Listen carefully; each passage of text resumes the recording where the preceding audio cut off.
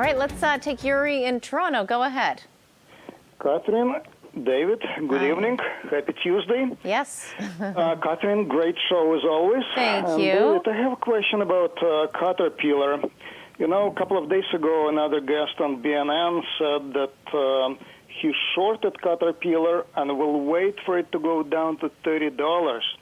And you know what happened today? My ego said, Yuri, let's be contrarians.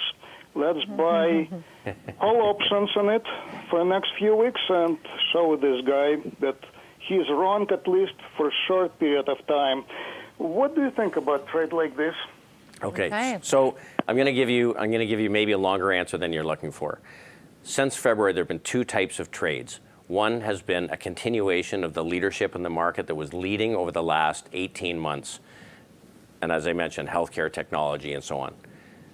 The second part of the trade in the market has been a recovery in basic materials, energy, and things associated, emerging markets.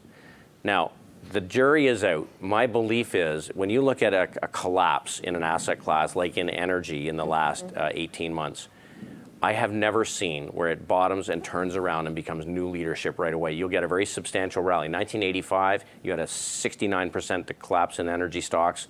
They rallied 50% and then went sideways for 10 years. Okay. And the same thing happened in 1991. So when this happens, the same thing happened in technology in the early 2000s. So we've had a great rally in energy. And I'm not saying that it's clear that it's running out of gas, but I think there is some risk that as we get back to the cost of production, new production will come on. And today we had API numbers up a little bit. So the things associated with that may suffer as well. Now, if you look at Caterpillar shares, had a tremendous rally since February. Yeah. But it is looking a lot like the energy sector. It's looking a lot like the metals sector. And I think that there is some risk that it runs into resistance here and could roll over. I would prefer to look at something that has clear leadership. I think it's going to be hard to see a lot of new capacity built in the mining sector when there's lots of supply out there, right? There's been some supply shut down that can come back on. Okay. And so I think for Caterpillar, they've got a great business in their parts and service, which is, continues, but the equipment sales are going to be tough. And of course, China and their fixed investment is slowing down, and they've been a huge source of demand for the heavy equipment companies. So I would prefer, if you want an industrial, to look at GE, which is now pure play industrial with great businesses in power generation and in their jet engines. Okay. I would do that as opposed to buying Caterpillar. Maybe we can take a look at the stock performance since the February time period, just to kind of show the actual return, because to your point, it did definitely come off, and it has come off the lows since that September time period. It sounds as though, David, that you're saying, look, if you want to have some kind of exposure to cyclicals, this is almost too cyclical. I think that you don't want direct exposure to basic materials as your bet that they're just going to recover from where they saw their lows. Typically, there's got to be some churning and restructuring that takes place before that happens on a continuous basis. Okay, it is time now for Market Call Mega Minute.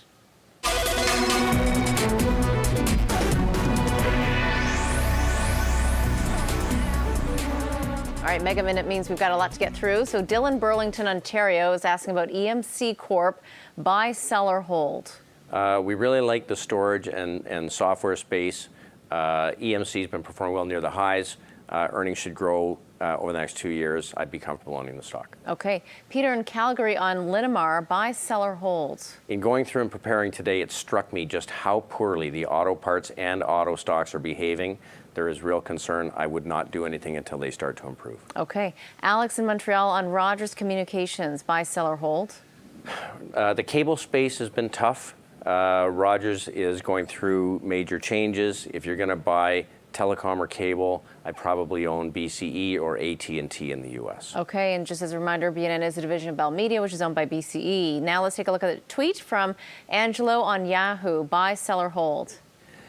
This is you're buying this for the breakup value. Stock's been trading sideways. I really don't have a view on the stock. Okay. I think that there might be better places with higher odds of success. All right. David Moncton, go ahead. Actually, buy, sell, or hold on Boeing. Buy, sell, or hold on Boeing. Again, I would recommend GE over Boeing. Okay. I think it looks more attractive with the restructuring. Okay, a tweet from Evan on AltaGas. Buy, sell, or hold. A lot of the energy infrastructure companies are making a great comeback. AltaGas has been a laggard off the bottom, and in fact has made very little progress versus the market during that period. I would prefer something like a TransCanada Pipe or an Enbridge or even a Pembina. Okay, tweet from Art on Applied Materials. Do you buy, sell, or hold AMAT? We like the semiconductor space. I'm less attractive on some of the big equipment companies, but Applied Materials, I think, is trading very close to the highs and is a great large cap way to play the next cycle in manufacturing equipment. Okay, one last one here if we can. Jim in Edmonton is asking about DH Corp. A lot of people ask about this, buy, sell, or hold. Right.